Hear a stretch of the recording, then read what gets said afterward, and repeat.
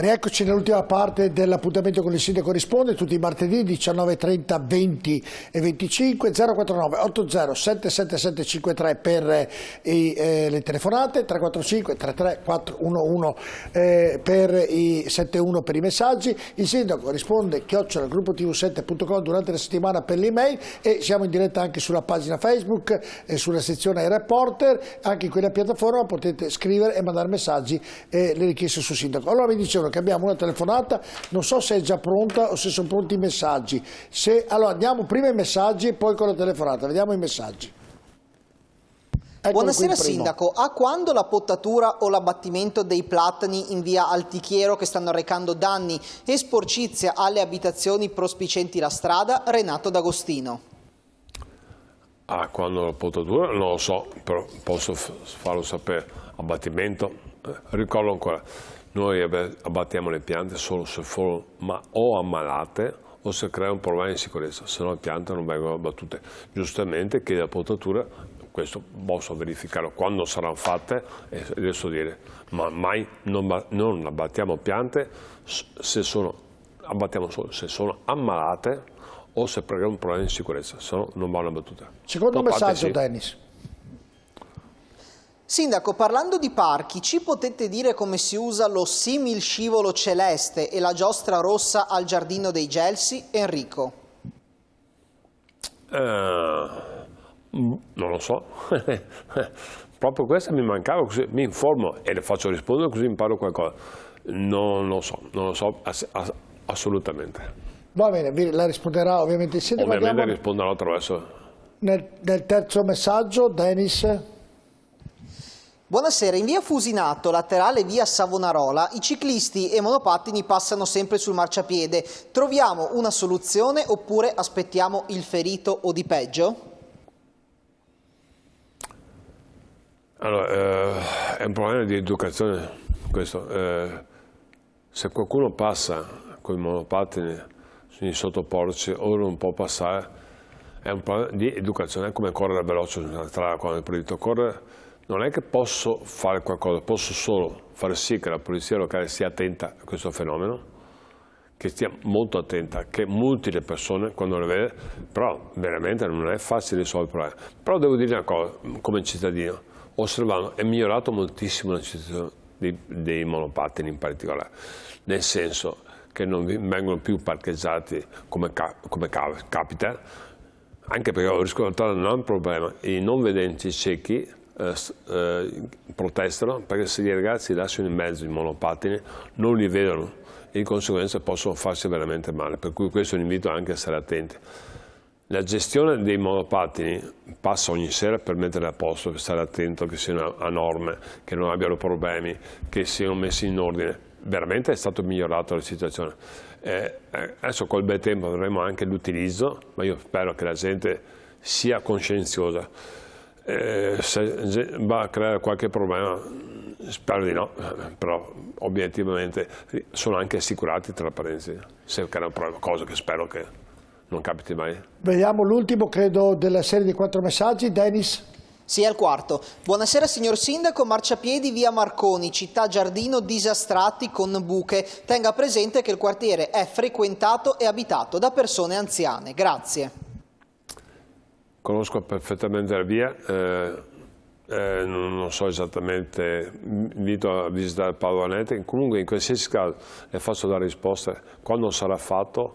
So che è un quartiere molto delicato, anche tra parentesi molto importante, perché città giardino, per cui ma sono tutti i quartieri importanti alla fine, tutti quanti, non sono uno meno importante, uno più questi soldi che avete investito per sistemare le strade e i marciapiedi, perché sono parecchi soldini, avete anche calcolato quanto tempo ci vorrà per sistemare tutto il piano stradale dei marciapiedi di Padova? Cioè più o meno quanto tempo ci vorrà? 6 mesi, un anno? Cioè per fare tutto? È stato fatto un tempo per tranquillizzare anche i cittadini che in tempi brevi verrà fatto tutto? Si possono fare solo nel periodo estivo questi lavori, quando cambia la temperatura fino a quando cambia un'altra volta, per cui ovviamente non si può fare quando piove, di solito si fa nel periodo estivo e cominciano a apparire tra poco, per cui 5-6 mesi.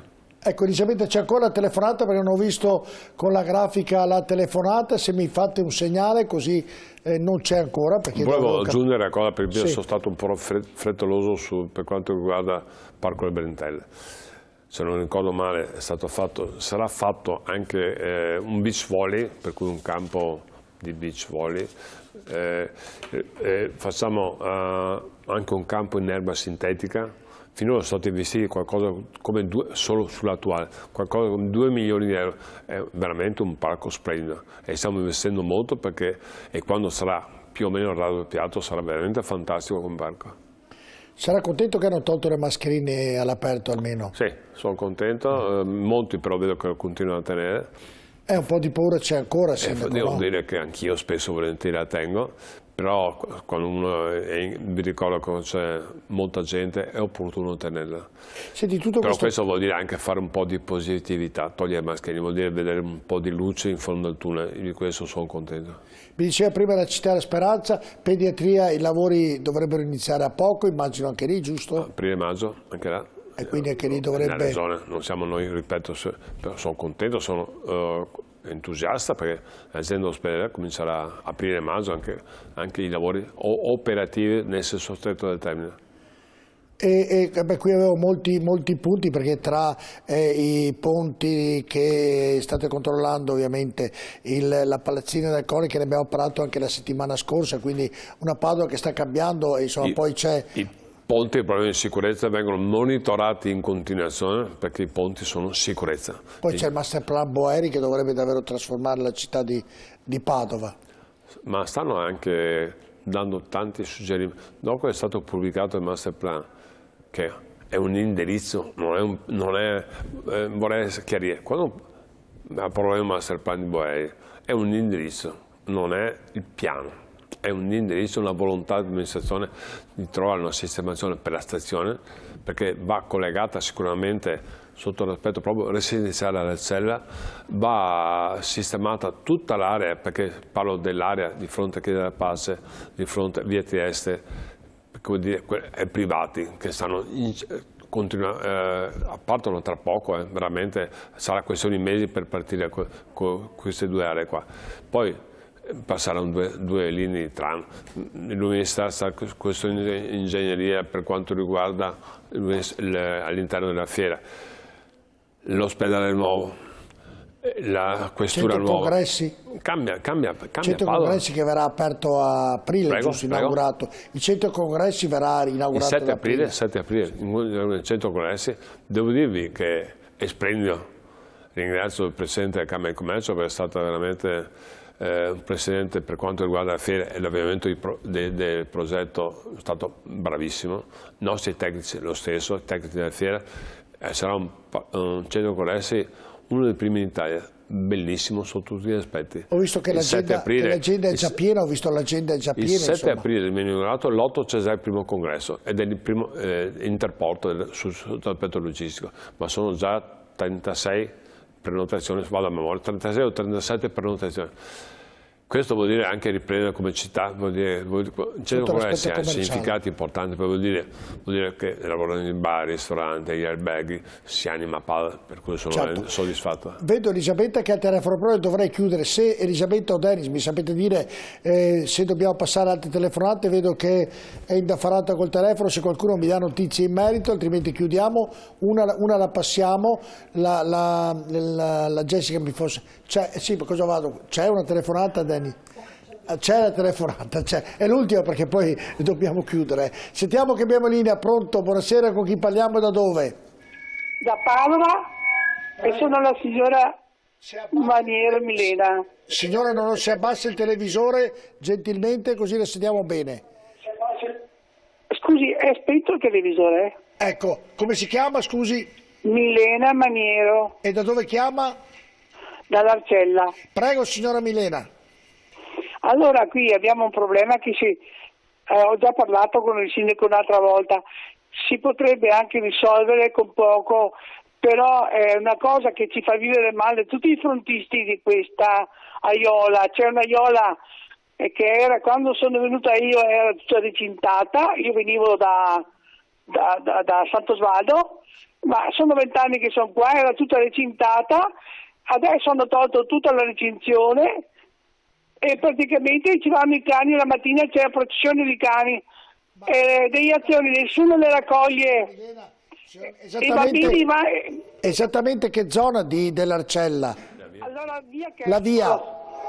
La laterale di via Nibel Bassano, via Cherso. Ok, nella laterale di via Nibel Bassano, via? Cioè, nella laterale via Zara, per dirti. Via Zara, ho capito. Sulla laterale di via Nibel Bassano, via Zara, che praticamente... Non è via Zara interessata, è via Cherso. Via Cherso, prego. Mi interessa. Allora. Doveva finire. Prego rapido perché sono in chiusura, signora, prego.